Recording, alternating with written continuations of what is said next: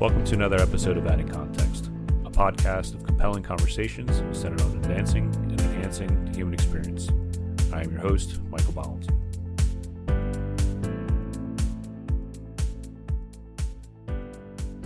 Welcome back to another episode of Adding Context. Today I'm speaking with Mr. Roger Smith.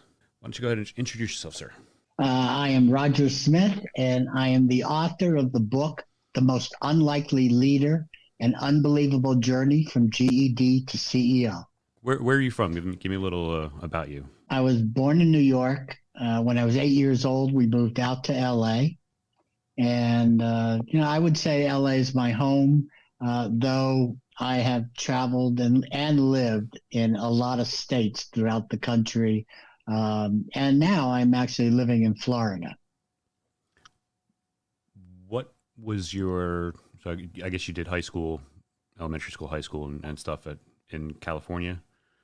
I dropped out of high school within the first 3 months. Oh, really? So that was thus the GED to CEO part of the book. I was gonna get into that. I was just gonna see if there was any high school at all. And it wasn't long lived, that's for sure. Anything in particular that it was kind of that driving force that had you leave school early, so to speak? I tell this story, but I was like a pretty good kid up until the age that I was 14. It was like I was the star of the junior high musical. I was, in the woodworking club, the chess club, B student, C's and B's.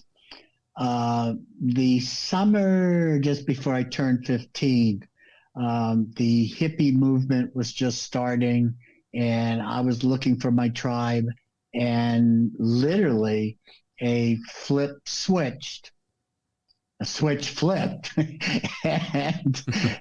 by the time I was 15, I was a drug addict. I was homeless and a high school dropout. So it was pretty drastic. And, for the life of me, I can't tell you why it flipped, but it did. And it was a pretty drastic decline. Very quick. How long did you live that lifestyle, so to speak? I was in that lifestyle for about 4 or 5 years of homeless and on the streets. And about that long. I was a functioning addict for 20 years, though. So you were still using after you kind of got your things together a little bit and kind of found a job and security and things of that nature, but you were still using. Yeah, and I thrived in the job, but none of it was very sustainable. You mentioned, and I'm not sure if it's in the book or not, but you mentioned that there are certain signs of a functioning alcoholic, addict rather. Mm-hmm. What were some of the signs that you feel made you that you recognize as making you a functioning addict? Basically, that I was able to really burn the candle at both ends, and if you're not functioning, you're not going to be able to do that. But I was. It was like, okay, I work hard all day, and then I would do drugs and party during the night and sometime during the day. And, it went on for quite some time. I wish that had been different. I wish that I actually could have hit my bottom earlier, but I didn't. What kind of jobs did you hold when you were doing that? So my stepfather had actually brought me into a company that he had been working at about 6-9 months earlier. So he brought me in. It was insurance and it was sales. I can tell you, quite frankly, I wasn't good at it. Not only was I not good at it, I was so scared. They say, like, when you close the sale, you use the closing line and then just shut up, and whoever speaks first is the one that's going to buy type thing. The back of my neck would start to shake so hard that I literally thought people thought I was having some type of seizure. I was so scared, so bad at it. And yet, at the end of the year, I was the number one salesperson in the company. Still functioning, still doing a lot of drugs, unfortunately. How long did you maintain that until you hit that bottom? And what was it? What was that event? 20 years. 20 years functioning as a salesperson, selling insurance. As a salesperson, I ran my own insurance agency. Had a lot of success, but as I said, it wasn't sustainable. Mm. And in the book, The Most Unlikely Leader, you'll see that I move around a lot. It's almost geographical. And part of that was because it wasn't sustainable. I'd build it up, self-destruct, move, build it up, self-destruct, and that was the pattern for 20 years in the deal. Got it. What was that defining moment where you realized that you had actually hit rock bottom? So I remember at that time I was back in California and I was renting a little cottage in Malibu, and I'm on all fours and I'm digging through the carpet looking for maybe just a sliver of crack cocaine that I might have dropped. And I don't mean just looking, I meant for hours on end picking at the carpet. And, finally I said, hey, if this is the way to live, I don't want it. And literally walked downstairs and started to walk into the ocean. And I didn't want to live, but I guess, I look back, I'm blessed. I didn't follow through with it. And the next day I went into rehab and, with a lot of work, I was able to get clean at that point. And at that point, Michael, you spend it's a lot of negative energy that you spend being an addict. And all of a sudden, if you're clean and you can take that same energy and move it into a positive, it is amazing the difference. It's amazing. Same energy, just going in completely different directions. What advice would you give someone who is a recovering addict once they become clean?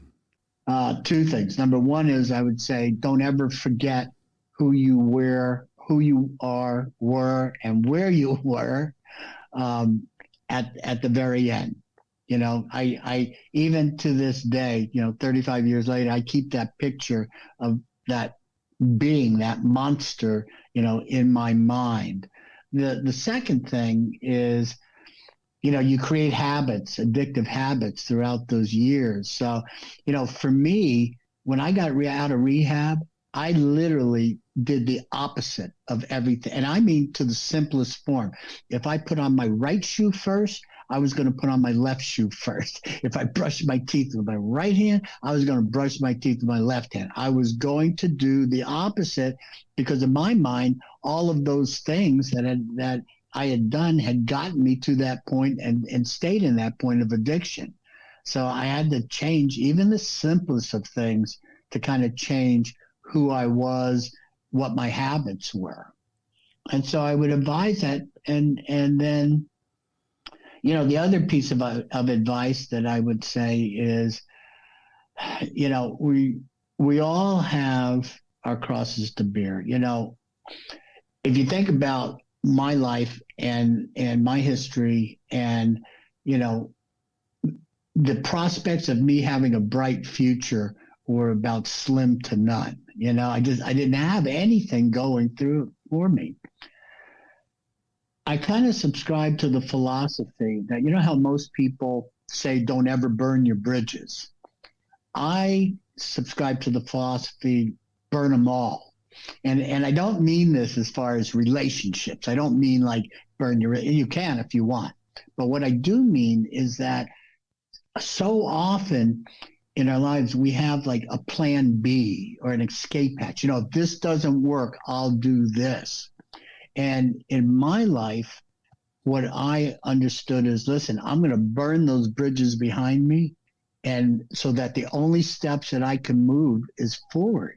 And what happens when you do that is you find yourself through perseverance and through creativity, getting over that wall, through that wall, around that wall, but moving past the obstacles in your life. And I think that was one of the things that I was able to do, was to look back and go, okay, I don't have a lot going for me, but if I push on and take advantage of every opportunity that I'm given, that's great. I was fortunate. I had great mentors. So, that also makes a difference in your life. Did anybody try to reach out to you and say, hey, you're in a bad space. We recognize this.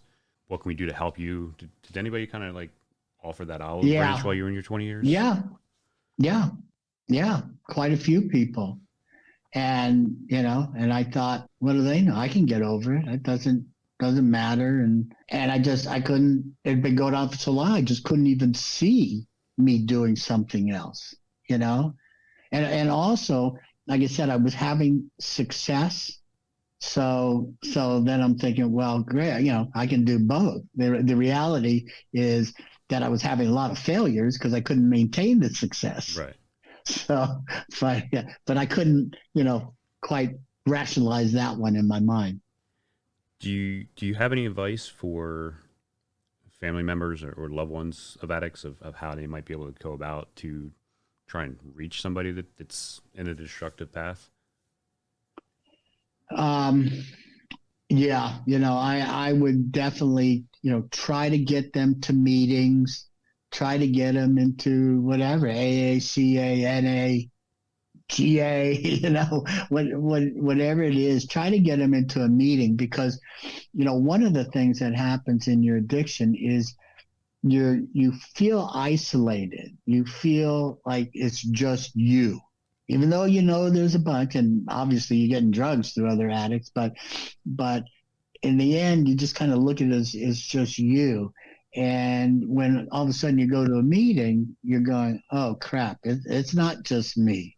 These people are having the same ups, downs, feelings, emotions, shame, guilt, all those things, that you have when you realize, what you've put your family through and your loved ones through during that time. Once you kind of found yourself and recentered yourself and became clean, where did you start directing your energy towards? So then I was actually able to build an agency and keep it growing. which is what happened. I built one of the, most successful agencies in the company. And at one point, the founder of the company was retiring, and asked if I would want to come in and run the company. And I said, okay, I'll do it.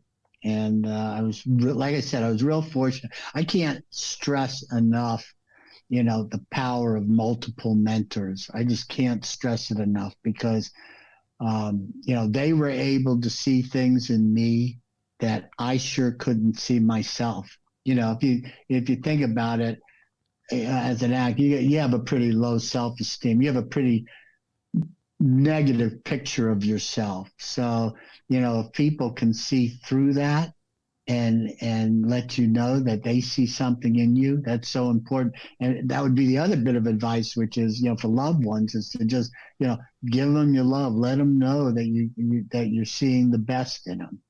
And I don't mean, being a co-addict. I'm just saying, right. Let them know you love them. Can you elaborate a little bit on what you mean by multiple mentors? So, yeah, I can. So in my case, I had like 3 major mentors in my life. My stepfather, who, brought me in the business, taught me how to close, taught me how to sell, taught me how to run an agency. I had the founder of the company who did just that, taught me about seeing the best in people and having patience with people, which I had none. Taught me about community, taught me about, if you're going to take out of the community, you put back into the community. And then my third mentor was the CEO of the holding company. And he gave me a piece of advice. I wish I had known it earlier, which was, he said, Roger, nothing's as good as it seems and nothing's as bad as it seems. When you're sitting there high up on that hill and you think you're all powerful and it doesn't stay that way. And when you're in one of those valleys, this too shall pass, you'll get back up. And so before that, everything was peaks and valleys. It was so high and so low. And once I learned and understood that, then my life became more of an even keel. He taught me about, before I was a very reactive leader. I was like putting out fires all the time. And, he taught me, said, listen, Roger, respond to the situation. Don't react, which is so hard to do. Yeah. But just take a second, just walk back from the situation, look at it logically, and then, come up with a conclusion. And the last thing he taught me is, listen, if you want to motivate with emotion for positive, and if it's negative, use data. Because I also kind of grew up in sales where it was like you yelled about everything, positive and negative. So I wouldn't have grown to be the leader or the person that I am today if I didn't have these people in my life who cared enough about me to teach me. I often say that it's your responsibility to find mentors. It's not like nobody owes you anything. You need to search them out. And then you have to be open to the coaching and everything that goes on from a mentor. But if you can, there's so much to learn. I agree. There's a lot of aspects to what you said about the reactionary response as opposed to the more negative responses. I think. Yeah. I think more people, a lot of things could be mitigated if people kind of just took a step back, took a breather, really assessed the situation, and then started moving forward. Right. And that's in anything, Michael. It doesn't, I'm not just talking business, family, anything, Absolutely. It's just, any type of personal interaction. I'm a big supporter of that philosophy. Since you spent the vast majority of your career in sales, what are some of I've heard it used that there's a way to take over a room, so to speak, and get command and control of a room. How does one do that, in your opinion?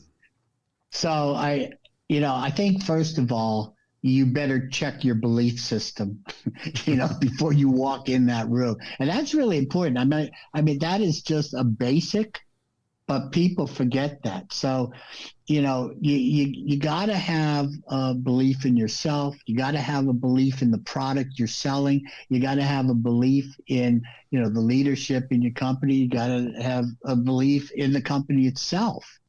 And quite often, we're out there, we get hit by negatives and we don't shore up our belief system. And all of a sudden it starts to form cracks in the foundation. And all of a sudden you start wondering, well, wait a second, is my product competitive? Is this the way it is? Well, is the company, what's their hidden agenda? And start doubting yourself. And so, I always say before you go into a room, just check all your belief systems. And if they're not there, then before you walk in the room, you better figure that out. You better work on the things, ask the questions, find the people that can help you shore up your belief systems. And then, once you do walk into that room, then it's really a matter of rapport and trust. Do you trust me to buy from me? Do you trust me to follow the vision that I'm about to speak about? And the way to do that is, a couple different ways. In the way of, walking in the room, I never walked, and I gave a lot of speeches. I never just walked out onto a stage. I always walked from the side, from the back, and I wanted to shake as many hands as I could on the way, because if I could touch them, if they could touch me, then everything became more real. When I was one-on-one in a home doing sales, people displayed things that they were proud. I display things I'm proud of, awards and stuff. So people display things, and are you noticing those? Are you asking about those? Because people love to talk about what they're proud of. Right. And when you do that, then you can kind of create this rapport with the person that opens them up. Got it. Having a small background in sales, and it's more of the retail sales, which is vastly different than what you were doing. The ability to relate to somebody, I think is absolutely crucial. For somebody to see that you're not just looking at them as a stack of money and trying to make it a complete transactionary type of thing. Yes. To build up that personal relationship, I think is absolutely crucial. When it comes to the type of sales that you're doing, do you think it's more important to have data to support or personal testimony type of support? Well, life insurance is definitely an emotional sale. Yeah. It's about protecting your family. So yeah, I mean, I think it's more about, creating the vision of what might be if you're not, prepared, you don't have life insurance and you haven't protected your family and so on. So I think data helps, but in the end, I think people buy you. I talk about characteristics of a leader. And so I talk about visionary, influence, systems, inspection. But on influence, if I want to influence you, I need to get results. So if I'm going to teach you something and all you see me do is fail at that, then you're not going to follow me. But if I'm successful, then you're going to follow me. It works that way in people buying. They want to buy from somebody who believes in what they're doing and that is successful in what they're doing. But the other part of that in influence is you've got to know that I really care about you. Mm-hmm. That I care about you not because of how it's going to make me look, but because I care about you, your success, your family, and if I can get results and I can show and you believe that I care about you, then you're going to follow my vision. I'm going to ask you to follow it, and you are going to follow it because you believe that your life is going to be far, far better, with what I'm talking about. When you initially meet somebody, more often than not, unless it was a warm or a hot lead, they're going to probably say no out of the gate. How do you typically get somebody to go from a no to yes? I guess what is the most effective way to quickly build that rapport to where they trust you and believe that you're actually invested in them, not just trying to make a sale? Yeah. So if I get a no, the first thing, going back to my belief system, is I don't believe you're really telling me no. Because if I believe you're telling me no, it's over. So what I'm really thinking is, okay, I haven't given you enough information. I mean, the information I'm giving is so good that there's no reason why you wouldn't want to buy. So if you're telling me no, then I'm thinking, okay, I just haven't given you enough information. Or let's do it another way. Just because I've told you the information once doesn't mean that you should have gotten it in the first time. Our sale was a different type of sale because it was a smaller premium and, it was a one call close. We were in the house and, you did your warm up, you did your presentation, you did the close, and you did the button up, and it was all in one thing. So oftentimes, I had to go through that thinking, which is, okay, listen, they don't understand what I'm saying. And I've got to show them in a different light.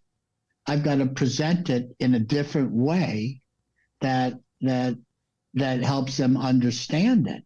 And then the problem that most salespeople do, and it happens all the time, is they go through this process, or there's a straight objection. I can't think about it. I don't want to think about it. I can't afford it. My cousin sells it, all those different things. They go through the rebuttal and then they stop and then they forget to close again. So it kind of just leaves it out in the open, waiting for something. And if you wait, then you're going to fall right back into the no again. But if you close on an assumptive closer, I mean, really, in retail sales, it's usually assumptive. Do you want the black bag or the red bag? And then once because you bought one thing, it's easier to add things on, right? I mean, Right. that's retail sales. So, yeah. You've mentioned a few times the belief system. What exactly is it, and how does one establish a sales belief system, so to speak? I think the belief system is a total commitment to what you're doing. It's a commitment to the company. It's a commitment to you first, that, hey, I'm going to do this, and I'm going to get it done. I'm going to hit obstacles along the way. I'm going to get through those obstacles. I'm not going to be scared of failure. I'm not going to be scared of making the wrong decisions, and I'm going to keep on moving forward. And that's kind of like what I mean by that belief in yourself, that you can keep moving forward and get the job done. But it's a commitment to the company that you're working for, and the belief in it, and it's being knowledgeable about the product you're selling. If you don't know what the heck you're selling, I mean, what chance does the prospect have? So, it's really, really understanding your product and knowing your product and knowing which products are going to best benefit, your client, your customer. It's all of those things. And it's being willing to look at it. And like I said, if you're not sure of something, then taking the responsibility to ask the questions to become sure of it, so that your belief system is strong. I was a big believer in positive stuff. If you thought about it and you go, well, wait a second, for every one person that told me yes, there was 3 that told me no. So I was getting way more negatives than I was positives. And it was important to me to listen to, at that time, cassette tapes and CDs. What are those? But, but listen to stuff, to positive stuff. Listen to stuff that's feeding you in a positive way. Zig Ziglar was like the king of that, and, check up from the neck up and all that stuff. Yeah. But the reality is that you got to be in a positive frame of mind to go out there and sell and be successful in selling. Do you think that there's a fine line or a pretty broad line between providing information a few different ways, whether it's the same information, just from a few different angles, and being that overly pushy salesman? That's such a great question. So let me move back to the belief system, right? So in my mind, I understood that the benefit that I was going to get from that sale was minuscule in comparison to the benefit that they were going to get from buying. Mm-hmm. And so to me, it was in my own mind, it was like, listen, unless you're making me the beneficiary, you're the one that benefits. And I think what it was, and I'm telling you, it may sound pushy because I would go through like 6 or 7 no's, but there's never a time, and I was in thousands of households. There's never a time I got a complaint, never a time that somebody said, hey, you're pushy. because the one thing they knew was that when I was pushing, it was for their benefit, not for my benefit, for their benefit. The minute that it wasn't for their benefit and it was for my benefit was the minute that you start going at the wrong angle. Got it. So, that's kind of the way I believed in it. What are your thoughts around the negative connotations and thoughts that people have about insurance and insurance salesmen, specifically life insurance salesmen, as being this kind of smarmy, kind of dirty thing? Not that I agree with that. Like a car salesperson? Yeah, and it's not that I agree with that, because I've talked to enough people, and the truth be told, I actually at one point had my insurance license.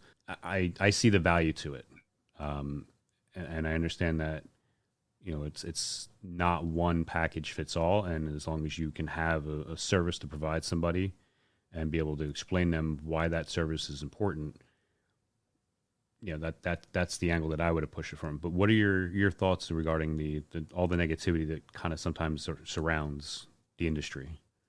I think in any sales organization, I think that there are going to be people that are like that, but I don't think that's the majority of them.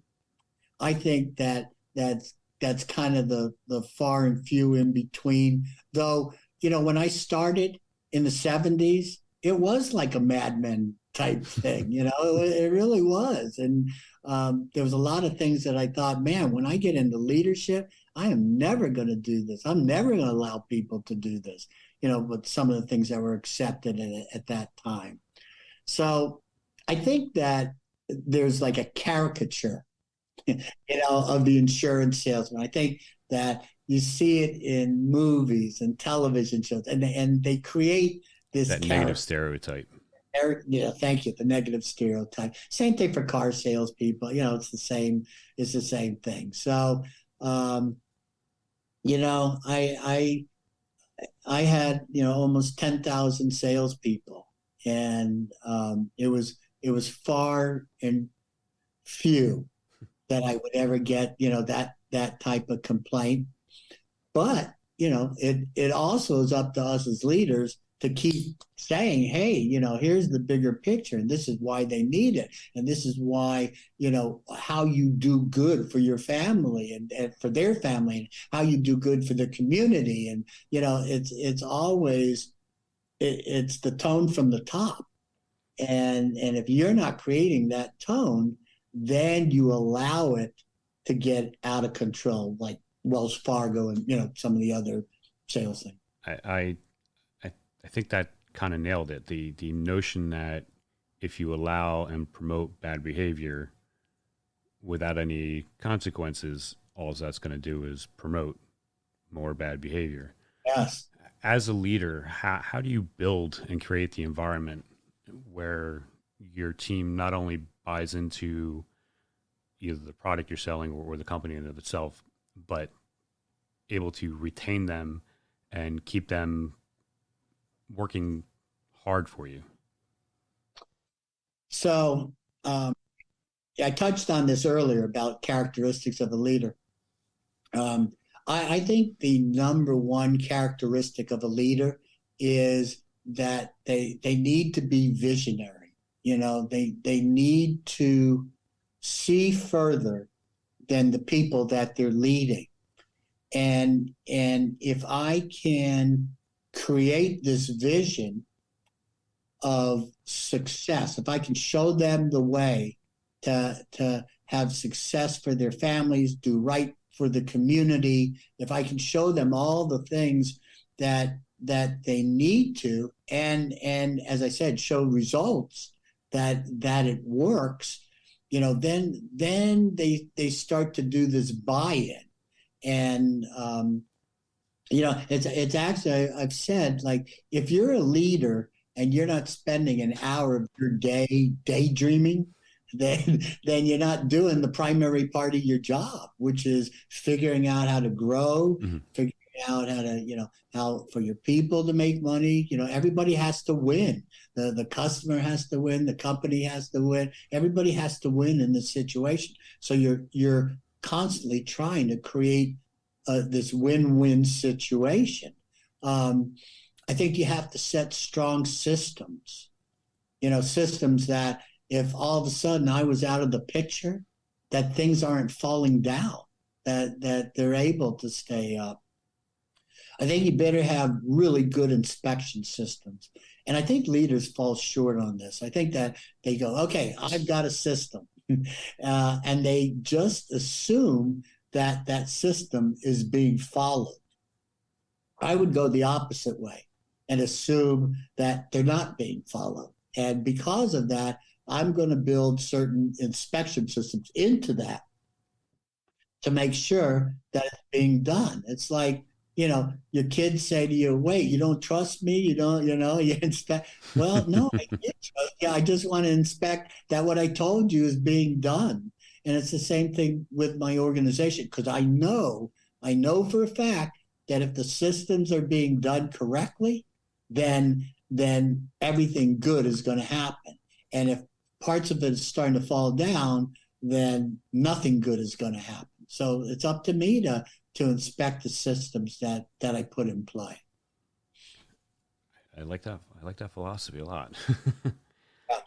As you've touched on a few times with certain characteristics of a leader, aside from the ones that you've mentioned, are there any other core principles or good characteristics that you think all good leaders should have or should possess? Well, number one is they got to have perseverance. I mean, you better have perseverance. I also think that, I told you the second mentor I had, the founder of the company, taught about this putting back into the community. We created a thing called Closer to the Heart. And it just happened that my third mentor, we were at a meeting and we're driving, and it's some nice resort. And there's all sorts of poverty around us, and except around the resort, right?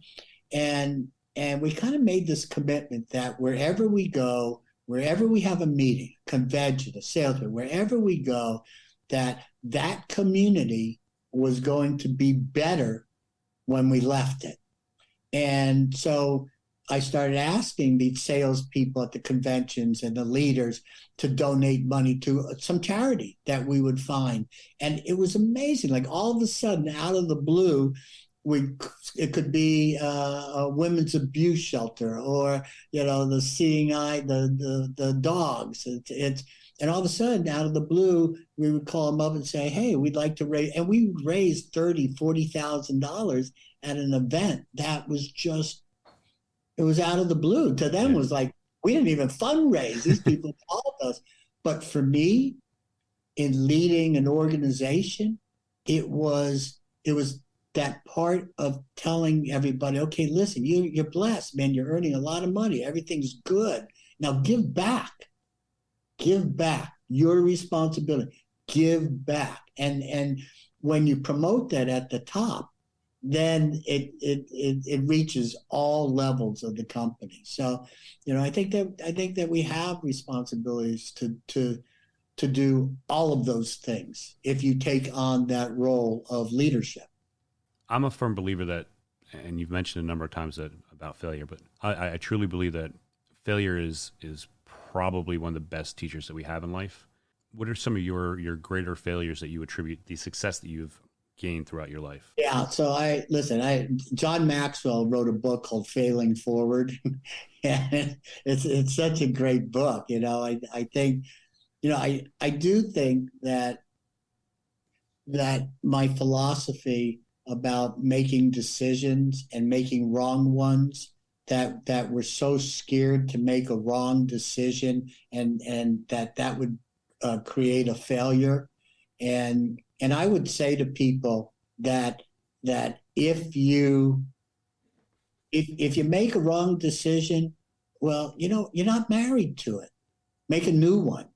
You're not stuck. on wrong decisions. There's so many times where I've said, I've got new data, and this data tells me, we're walking down that wrong road, even though I thought that was the decision. And even though people will try to say to me, but you said, and I did say, and I did make a decision, but now I have new data and I'm going to create a new decision.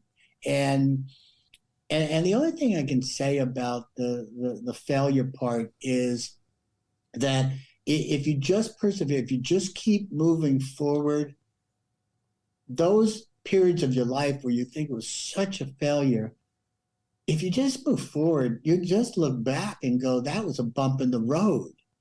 Nothing's as bad as it seems. Nothing's as good as it seems. So at that moment where you think everything's so bad, it isn't.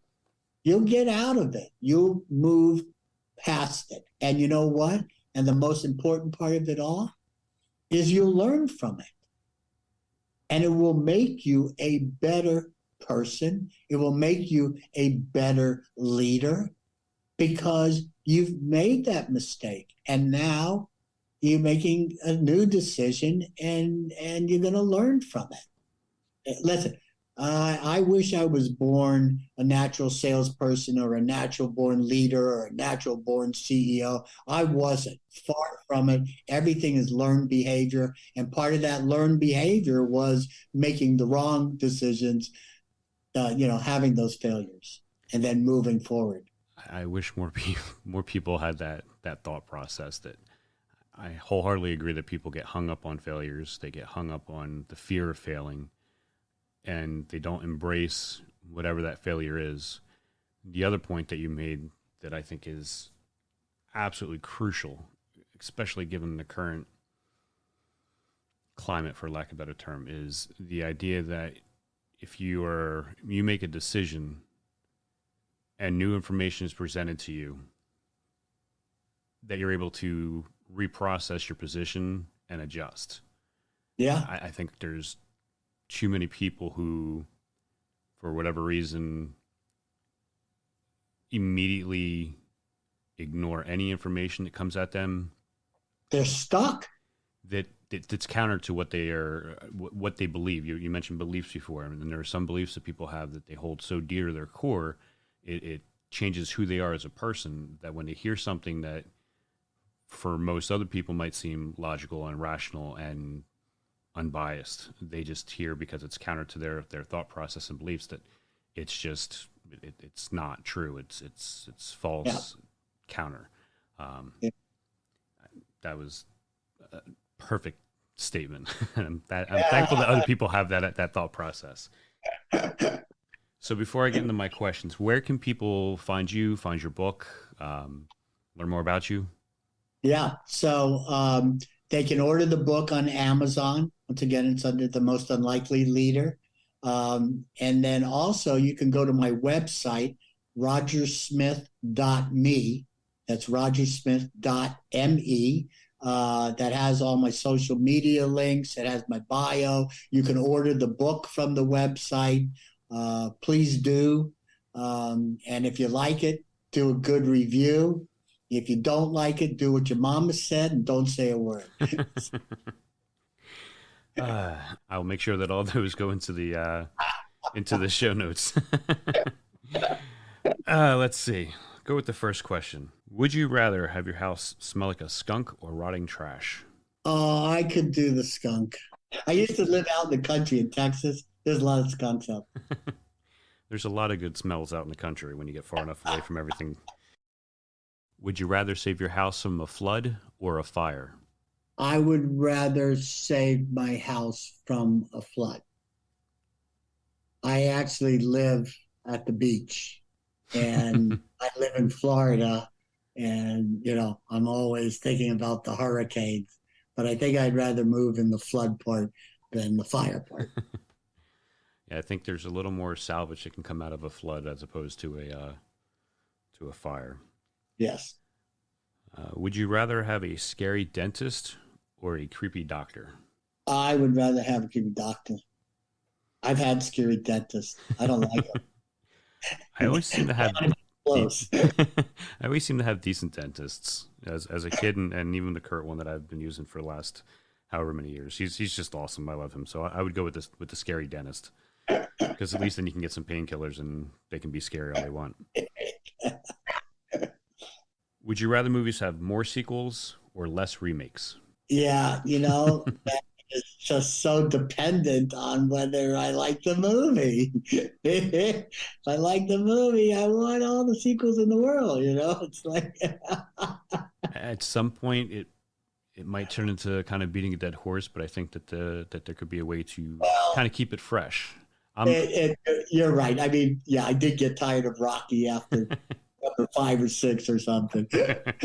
I get infuriated when I see, they're remaking this movie, they're remaking that movie. It's just like, it was great as it was. Don't mess with it. Right. Exactly. One more. Would you rather live with the residents of Mayberry or Smallville? Wow. So I think I would rather live with the residents of Mayberry. Agreed. Smallville has too many catastrophes. Right. Coming along thanks to Superman, but yeah, I would agree with Mayberry. Nice, quiet country place. Yeah. With that, I appreciate your time. I appreciate the candor and the information. Any last words? No, listen. I thank you for the way you interviewed. Thank you for your questions. It was great. I appreciate it.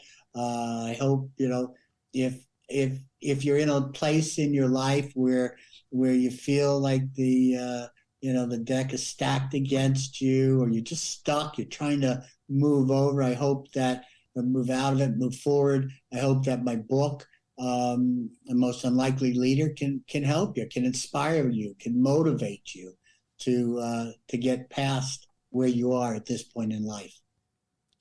I think that's a crucial thing of having that perpetual optimistic outlook on life. Like you said, nothing's as good as it seems, but nothing is as bad as it seems as well. So thanks for listening to another episode of Adding Context. You can follow us on Twitter, Facebook, Instagram, or visit us at addingcontext.com. You can also support our show via our Patreon and send us feedback and show ideas to podcast@addingcontext.com.